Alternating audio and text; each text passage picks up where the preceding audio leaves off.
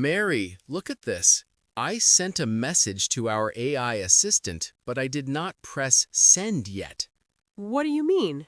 The AI already replied before I sent anything.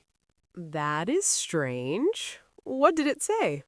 It said, I know you need the sales report. Here it is. And is the report correct?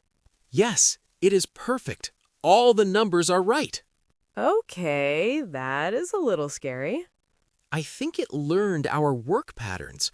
Every Monday, I ask for this report. So it started to send it automatically? Yes, without waiting for me. That is actually very helpful, but we need to check this with the IT team.